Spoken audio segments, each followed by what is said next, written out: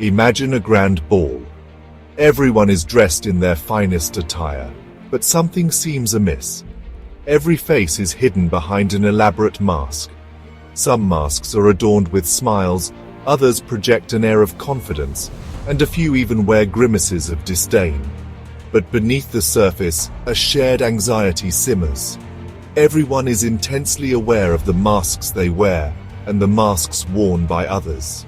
In this masquerade, vulnerability is weakness, and authenticity is a risk few dare to take. Everyone is playing a part, performing to win approval and avoid judgment. But amidst this masked crowd, a lone figure stands out. He is without a mask, his face an open book reflecting genuine kindness and empathy. He sees no need for pretense, his heart unburdened by the weight of societal expectations. This, my friends, is the essence of Prince Myshkin, the idiot of Fyodor Dostoevsky's timeless novel. Prince Myshkin, the protagonist of Dostoevsky's, is an embodiment of pure goodness. He is guileless, compassionate, and deeply empathetic. Yet in the eyes of the society he encounters, he is an idiot. His inability to conform to social pretense, his genuine concern for others, and his lack of guile are perceived as weaknesses, marking him as different, strange, even foolish. Myshkin's innocence is a stark contrast to the calculated interactions of the society around him. He exposes the hypocrisy of those who mistake social graces for genuine emotion, who value power and manipulation over empathy and kindness. His presence is a mirror reflecting their own internal conflicts and the hollowness of their carefully constructed facades. Dostoevsky, through Myshkin, challenges us to question our definitions of intelligence and success. Is it truly intelligent to be cunning and manipulative, to prioritize personal gain over the well-being of others? Or is there a deeper intelligence, a greater strength, in embracing kindness, empathy, and authenticity, even in a world that often misunderstands and devalues such qualities? The challenges faced by Prince Myshkin are not confined to the pages of a 19th century novel.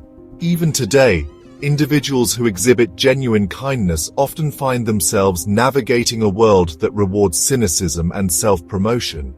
They are seen as naive, vulnerable, and easily exploited. Their genuine concern for others is often misinterpreted as weakness, their empathy mistaken for gullibility.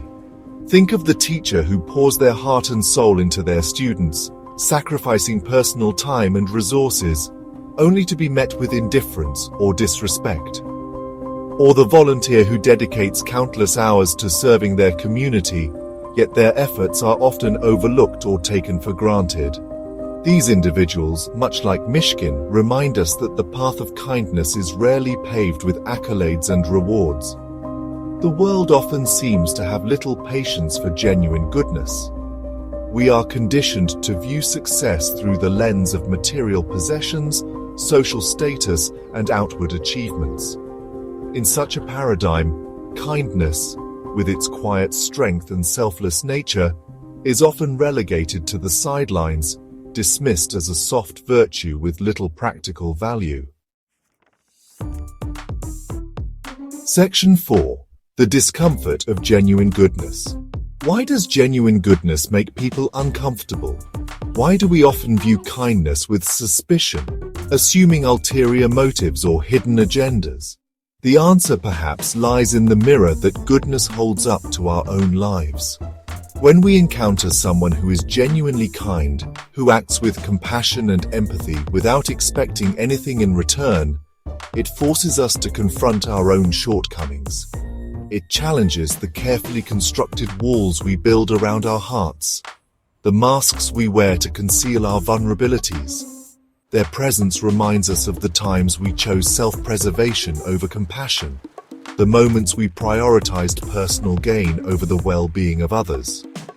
This discomfort isn't necessarily a bad thing. It can be a catalyst for introspection, an opportunity to examine our own values and motivations. When we allow ourselves to move beyond the initial discomfort, to truly witness the power of genuine goodness, it can inspire us to cultivate more kindness and compassion in our own lives. Section 5. The inner radiance of true kindness. True kindness is not about seeking external validation or expecting something in return. It's about an inner state of being, a radiance that emanates from the heart. It's about recognizing the interconnectedness of all things, understanding that our actions, however small, have the power to create ripples of compassion and understanding in the world around us.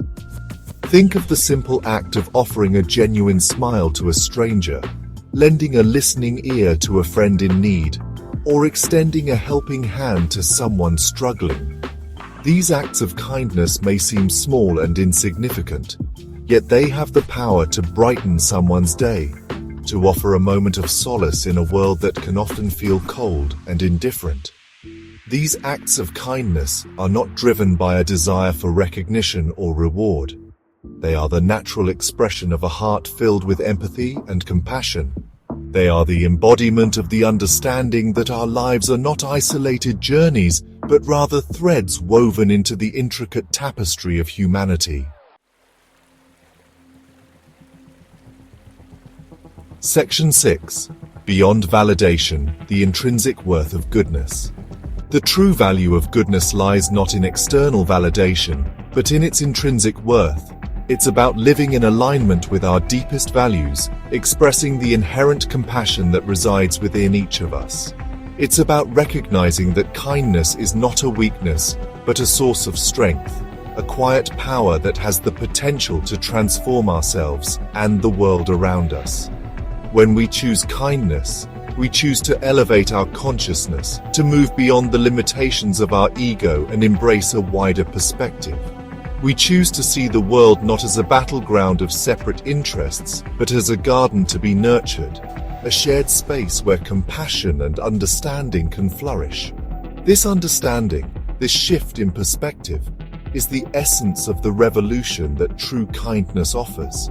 It's a revolution that starts within each of us, a transformation of the heart that has the power to ripple outwards, creating a more compassionate and just world for all.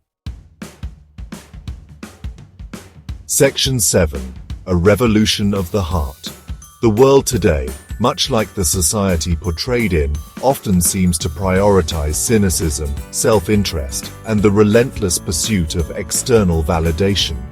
But amidst the noise and chaos, the quiet power of goodness continues to shine through, reminding us of our shared humanity and the transformative potential of compassion. It's time to shed the masks we wear, to embrace vulnerability and authenticity. It's time to recognize that true strength lies not in dominance and control, but in kindness, empathy, and the courage to lead with an open heart. The revolution of goodness is not a distant dream, but a present possibility. It begins with each of us making the conscious choice to cultivate kindness in our own hearts, and to express it in our thoughts, words, and actions. It's about creating a world where goodness is not misconstrued as weakness, but celebrated as the transformative force that it truly is.